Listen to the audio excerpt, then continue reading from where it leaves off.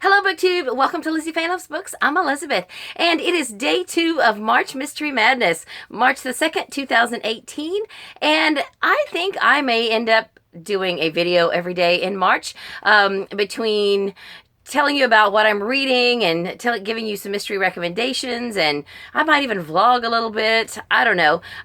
We'll just see. I will try not to make them all very long so that you can, speed on through. But today I wanted to steal an idea that I got from Courtney, the Courtagonist, who's also one of the March Mystery Madness hosts. Now, she's doing a whole series of cozy mystery recommendations, and one of the videos that she did maybe about a month ago was kind of a where to start in cozy mysteries for beginners. And I watched her video, and I really enjoyed her recommendations. Most of those that she recommended, I am not familiar with.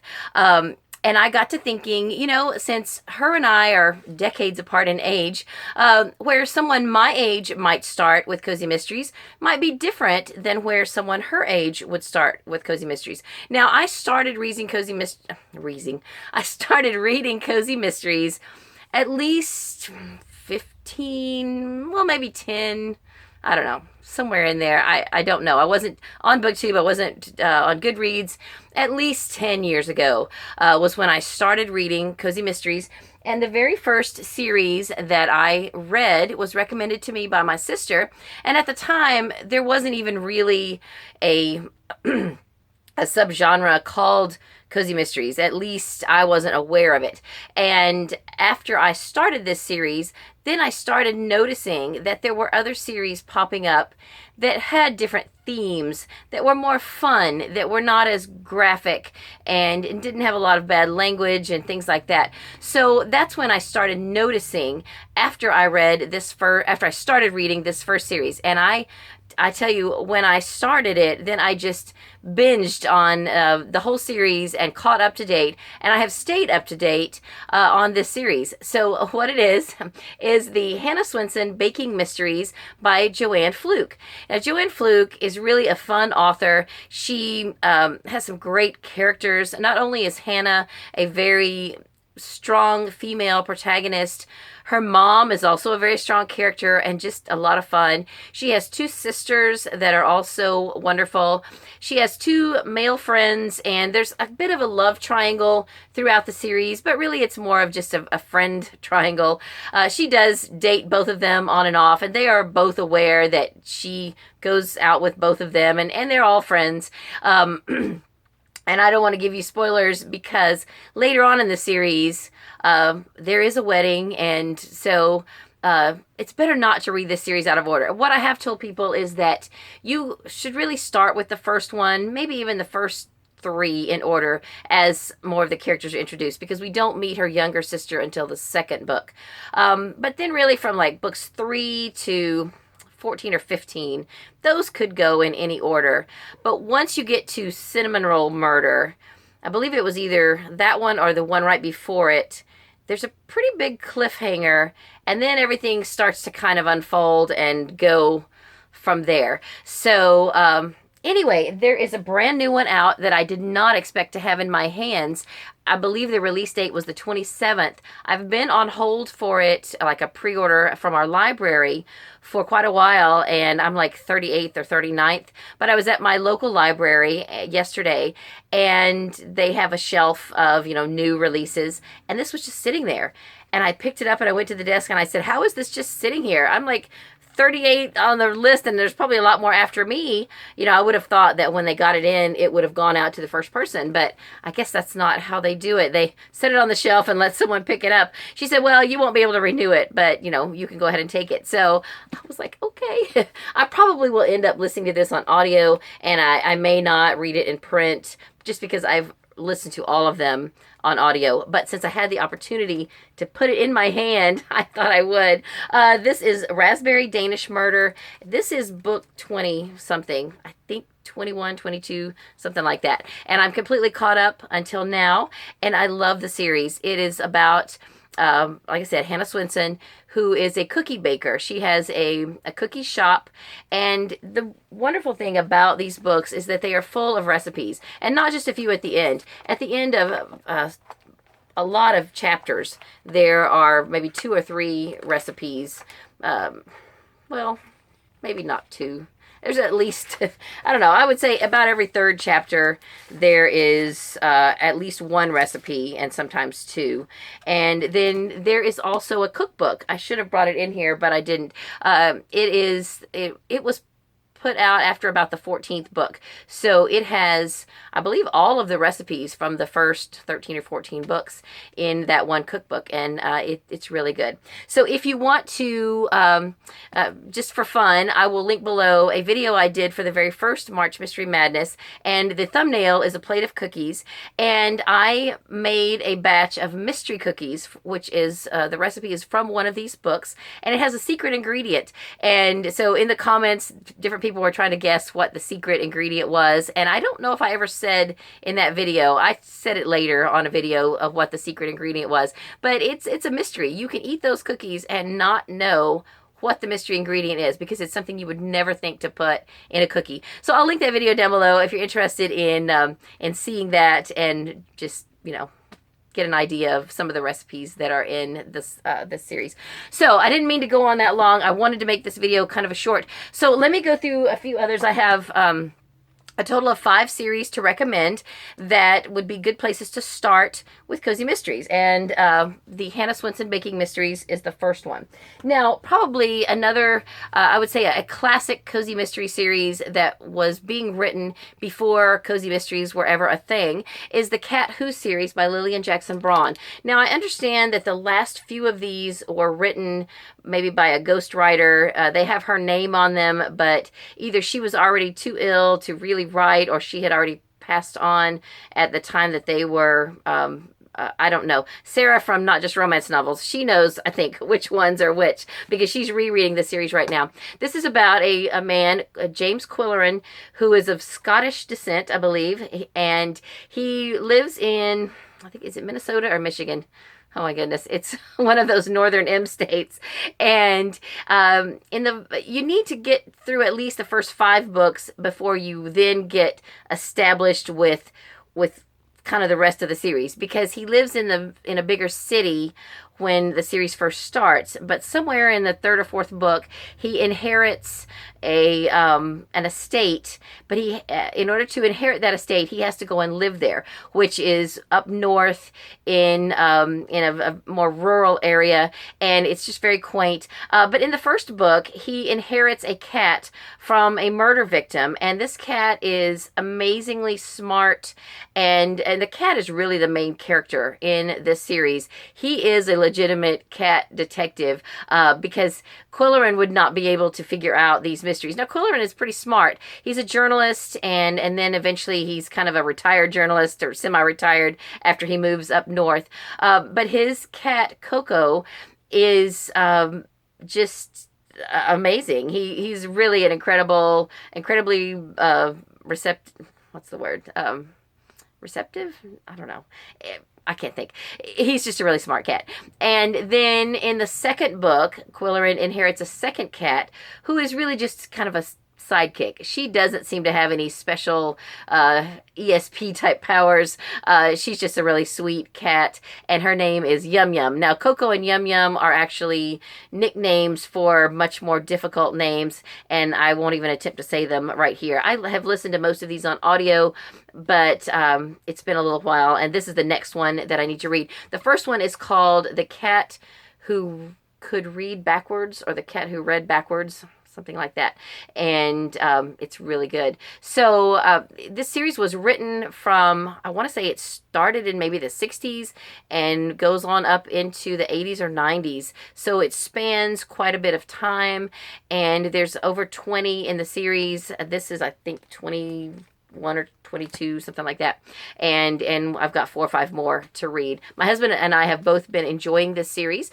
He has enjoyed it just as much as I have, so it is something that I think, you know, men or women could enjoy it, especially since it has a male protagonist, and I would definitely recommend it. So then, if you are not sure yet that you want to try a Cozy Mystery series, or, you know, if you think, oh, I don't have time for that. I want to recommend something short. Now, I don't have a picture of it. I have it on audio that I've listened to on Audible, and I think it's probably only available in ebook form or audio. I don't know if there are any paper copies of it, but there might be. You could probably get them on Amazon. I read this initially because I was asked by the author to read and review the first 3 of the books because they were being released last year in a box set. And it is, the author is Barbara Venkataraman, and I will spell it all down below. The series is the Jamie Quinn mystery series. Jamie is a lawyer, but when the series opens, she has kind of left practicing law for a while because her mother had passed away. She was very distraught over that and just wasn't up to doing much.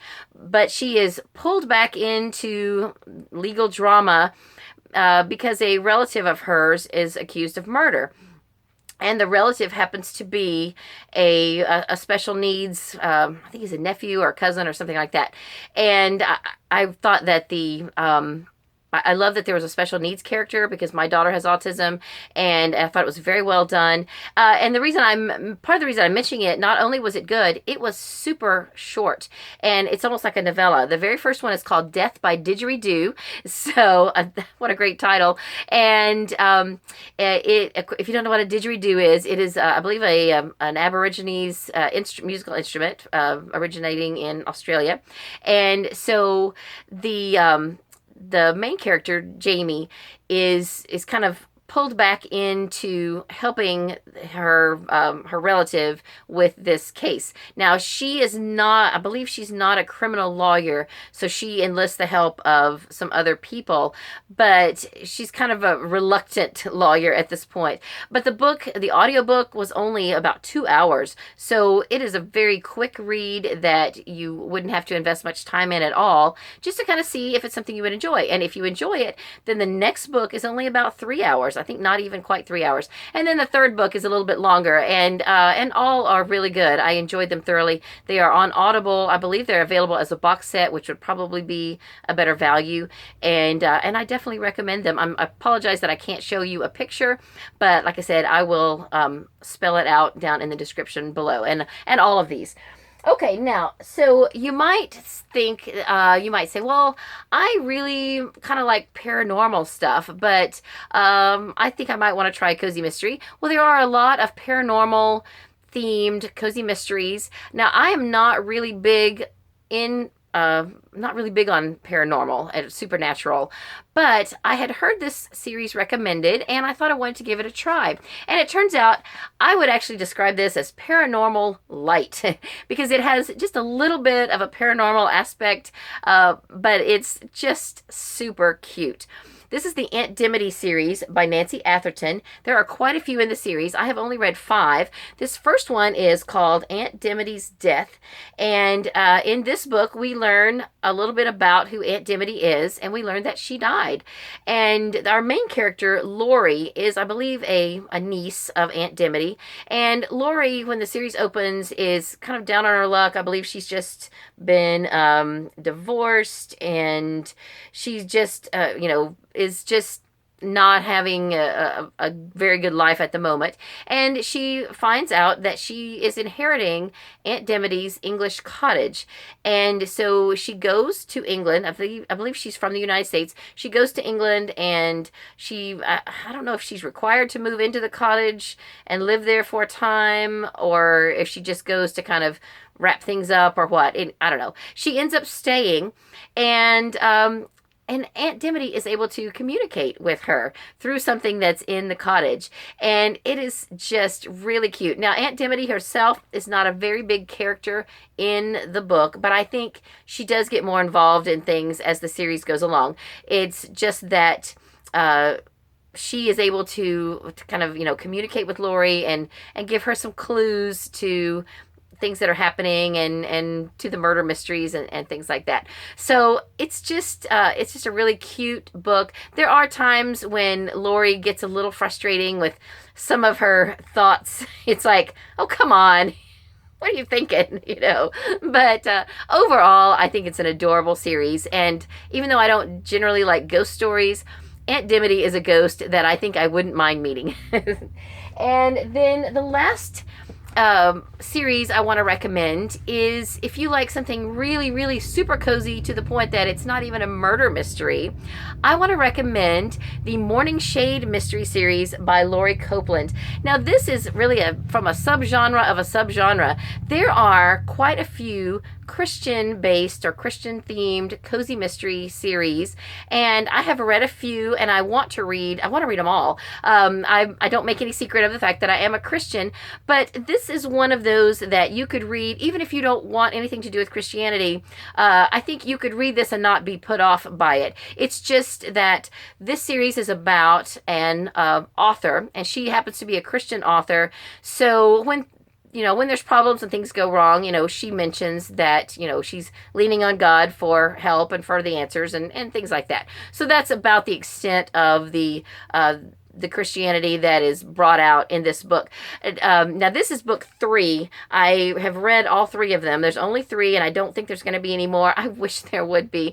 The very first book is called The Case of Bad Taste. And let me just tell you how cute this is. Okay, it's about...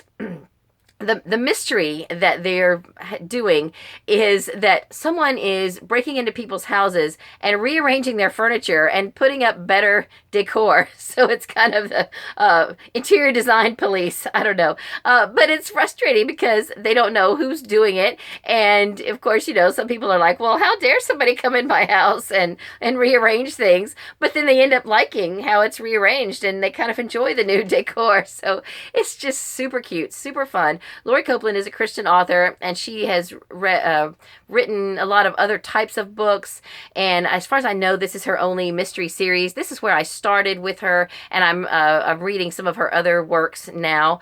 And it's just so cute. This is the 3rd book, A Case of Nosy Neighbors. It was my least favorite, but if you don't, you don't even have to read the whole series. Just read the first one. I thought it was super cute.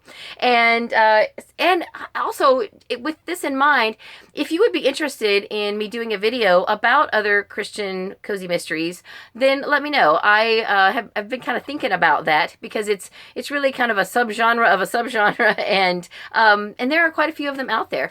So I'm thinking about doing that. So these are the 5 series that I recommend starting with if you would like to try out a cozy mystery. And maybe if you are not in your 20s, if you're in your 50s, then some of these might be more of interest to you than some of the other more contemporary ones, at least as a place to start. So that's all I have for this video. I hope you are having a great day. Let me know what you're reading for March Mystery Madness, and have a great day, and God bless you.